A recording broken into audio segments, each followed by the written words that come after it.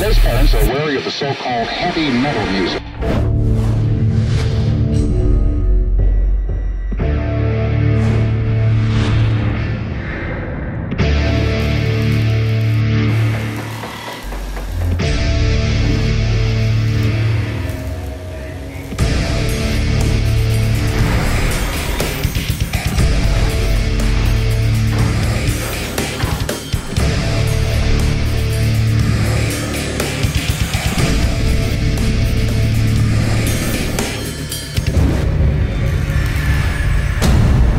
Salut à tous, durant l'été, Metal Excess vous fait vivre ses rencontres les plus marquantes du Hellfest 2023. Metal Excess, c'est l'essentiel de l'actualité métal et dérivée, en exclusivité sur FX by Crédit Mutuel, la plateforme de toutes les musiques, tous les talents, en partenariat avec Artforce. C'est parti! Hey everybody, I'm Lizzie. I'm Joe, we're from the band Hailstorm. And you're watching Metal Excess. Le Hellfest, c'est un nom qui se mérite, et s'il y a bien une chose sur laquelle le festival n'a jamais eu de pouvoir, c'est bien la météo, et ça peut être l'enfer.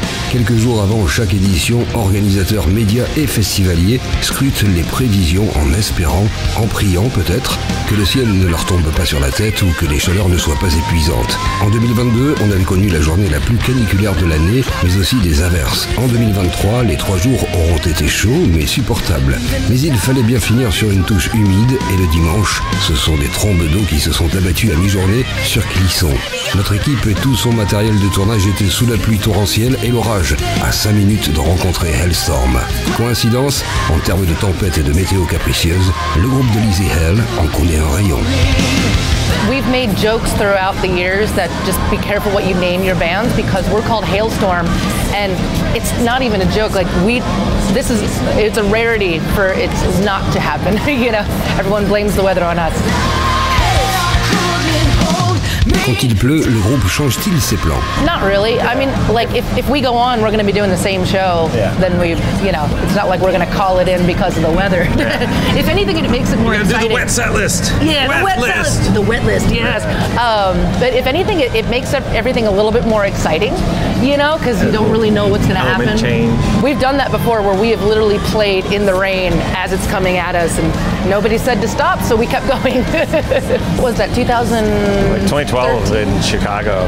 We were playing this outdoor stadium thing, and the rain was just sideways, like right at this. RJ was wet behind us, like hitting the drums. It was awesome. It was a crazy experience. We ended up the next day taking all the gear to this room with a dehumidifier, and it pulled out 8 gallons of water out of our equipment. Out of the wood of the guitars and the amps. It all still worked. It was crazy. Yeah. L'unique fois où Hailstorm s'est produit au Hellfest, c'était en 2016. Ils ont dû voir des changements en 7 ans. Yeah, I don't know. The last time that we were here, that might have just been... That was Thunder. That was Thunder. Was that real Thunder? Yeah, not Thunder Mother. Not Thunder Mother.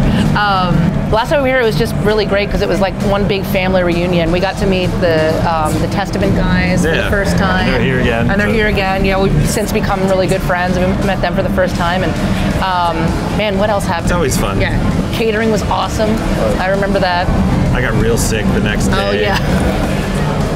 He was great for Hellfest, and the next day you were like he was like sleeping on the floor. Grass pop, yeah. Grass pop, yes. Did not go well. The show went on. Yeah, still played. Hellfest! Yeah! Well, we always loved Hellfest. I lived here. I would have more opportunities, but we didn't really have a whole lot of that near us growing up. No, there'd be some radio festivals maybe like in Philly go to, but that's just like one day in an arena or something, or outdoor, you know.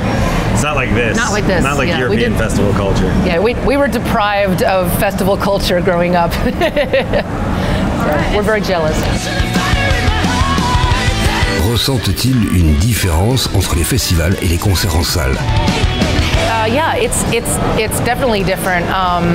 It's intense because you go out there and it's just the 4 of us plugging in and playing and trying to put out so much energy, but then you have everybody coming back at you with all of their might, and so it's I don't know, you get to lose your mind a little bit in a good way. Fun.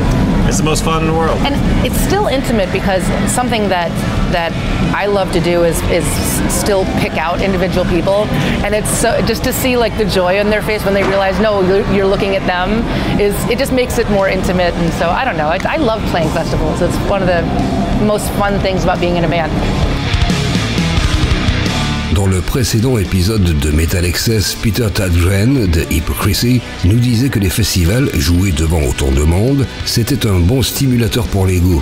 Oh, yeah, I think so. I think every show kind of is that way.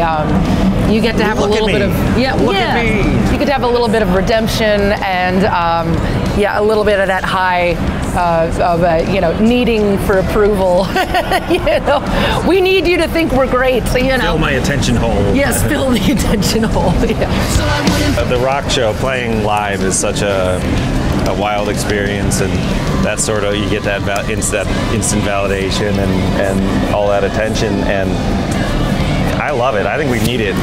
We all went through COVID. We all know what it's like to not play for a long time, and it was a bummer, really missed it. Yeah. And so now we're on the other side of that, and you can see people are just so incredibly grateful to be here. It's not something to do on a Saturday or just mindless entertainment.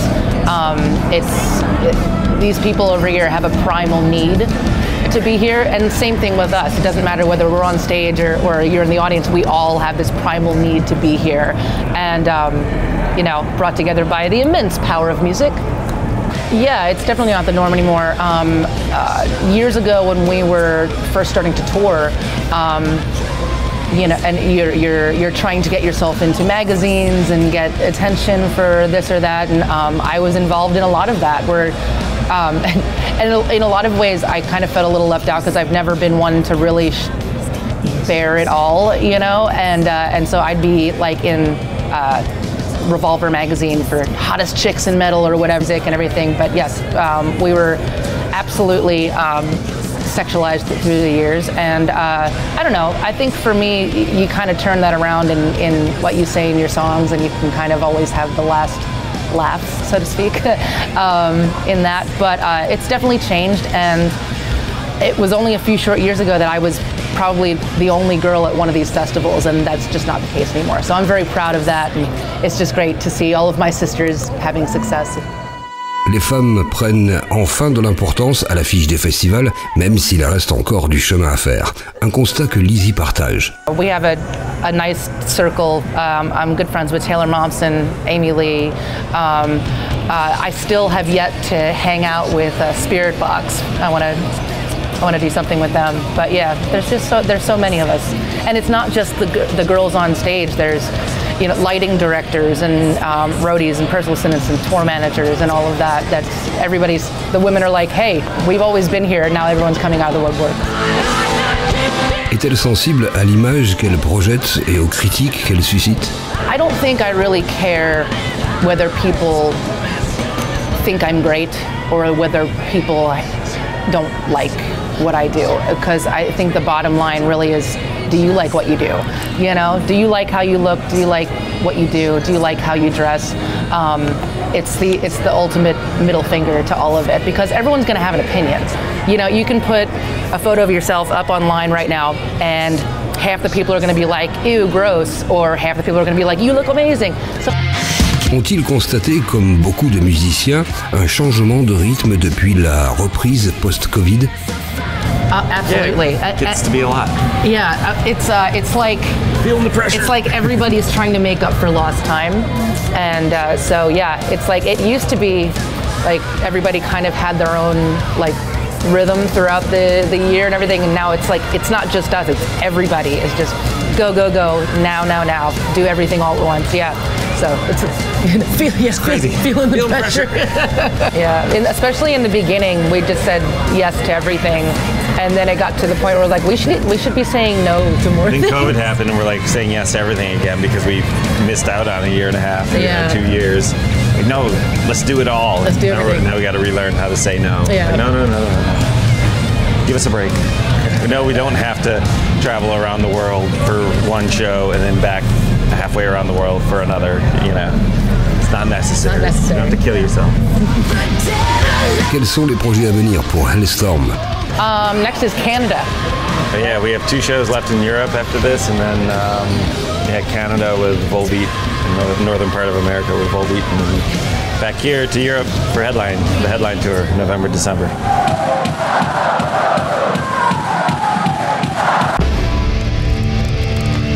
Hey, it's Eric Peterson from Testament, and it's 2023 at Hellfest, and you're watching Metal Excess. Un Furyfest et 5 Hellfest, Testament mérite sa carte de fidélité. Le groupe culte de thrash de la Bay Area affiche une 40aine d'années au compteur si on compte l'époque préhistorique de Legacy, et c'est justement avec son membre fondateur Eric Peterson que nous avons rendez-vous dans l'espace presse du Hellfest. I mean, there's a lot of great, festivals in Europe. Hellfest is probably one of the highlights, I guess. It's become one of the best ones. I remember playing there for the first time here, and it improved a lot. We'll see this year. Everything seems to be, everybody's chilled and cool and happy, and it's cool. Selon Eric, à quoi doit-on la réussite d'un festival comme le Hellfest? Organization. Yeah, being organized. I think that's the biggest thing, just being organized and everything runs on time. We really appreciate the crew, especially like Hellfest and Grasspop. Everybody just knows what they're doing and coordinates. The food's good. Just the way everything's run. There's some new ones in the States. There's one in particular, it's called the Blue Ridge Fest. Huge, but so unorganized. We're playing it again. Hopefully it'll get better, on the next run, but it was just like, yeah, wow. I don't even know where to start. Testament est l'un des derniers groupes à s'être produit en Europe au moment de l'explosion pandémique en mars 2020. Depuis 2022, il revient chaque année. Quelles leçons a-t-il tiré de ce break forcé? I would say the biggest thing, and I would think most bands would agree, is just the appreciation of what we do. In my mind, I always thought, being in the music, and you're always going to have a job as long as people want to hear your music. But a pandemic, even though if people want to hear you, it can change it. And I was just like, wow. Beaucoup de groupes étrangers déplorent de nouvelles difficultés depuis cette reprise d'activité. Est-ce le cas pour Testament? Yeah, I mean, the cost of fuel's gone up. A lot of things have gone up. Maybe some fees haven't gone up for bands. Some of my favorite techs that have worked with me, they're not doing this business anymore because 3 years of not working is really hard. But luckily, we've slowly built up a new crew, and everything seems to be firing, on all cylinders. We're pretty happy. But yeah, it's a challenge. I mean, it's like starting over. New sound man, new guitar techs. When touring started again, everybody toured again. So there's no buses. Everything, it was tough. But I think because of the relationship Testament had with a lot of companies for so many years, we were one of the luckier bands that were able to continue, maybe getting favors, so. Côté backstage, au Hellfest, on aimerait bien savoir comment ça se passe entre musiciens. It's really cool. So we haven't seen Dave Lombardo since January, since October. So he came into our room and like, hey, Dave. We've seen Rex from Pantera, some of the Amon Amarth guys, because we're all backstage, you're just, pretty cool. À quand remonte le premier festival auquel est participé Testament? The first festival we ever did, and it was actually the first time I got on an airplane. Well, maybe not. Maybe the second time. We went to the Netherlands, and we played the Dynamo. And the Dynamo was, I think it was the second one, or maybe the first. and it wasn't a festival site. They had it in the square in Eindhoven. So the stage was built in the square, and there's like houses and apartments. And people are looking out their window and like partying and stuff like that. But yeah, it was a lot of fun, man. We had a great time. We played with Destruction, Satan, and Stryper was the headliner.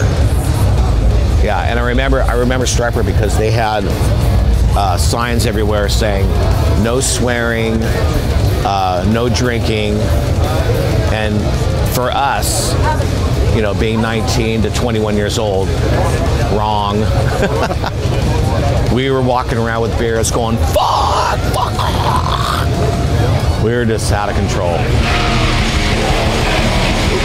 Quelle est la chose la plus dingue qu'il ait pu voir ces dernières années en festival? Craziest thing I've seen at the festival. I mean, I've seen a lot of crazy things. Well, there was this one festival, and there was this guy in the crowd, and he was dressed like a banana. And Chuck told everybody to kill the banana. So everybody was just like grabbing him, and he was throwing him around, but they didn't. They weren't going to kill him. They're just, Chuck says kill, and he means like have fun. Because, you know, even tonight he might say everybody kill everybody, and you know. But I think hopefully they know. Let's thrash, you know. I'm like, I always go, no, but everybody knows. It's fun. But the banana guy, yeah, I mean, just people crushing him. But the banana never exploded. You know, so much foam, I guess. Yeah. 40 ans dans le métier, quelle va être la prochaine étape pour Testament? Okay, so we get home, probably chill for like a week. I will go to South America and see a friend for a little bit, come back, and then Jovis is going to come out, the drummer, and we're going to write some songs, a couple weeks, and then through August write some more. September we're going to Asia, and we're going to go to Japan, the Philippines, Thailand, Bangkok, Jakarta, a couple other countries. Yeah, and then I think after that we're done. Then we're going to do the record. Yeah. Voilà, Metal Excess, c'est terminé pour aujourd'hui. On se retrouve dans 15 jours pour le nouvel épisode de notre grande rétrospective Hellfest 2023, le tout en images et en interviews exclusives. Très bel été à tous et n'oubliez pas de prolonger l'expérience sur fx.fr. Salut!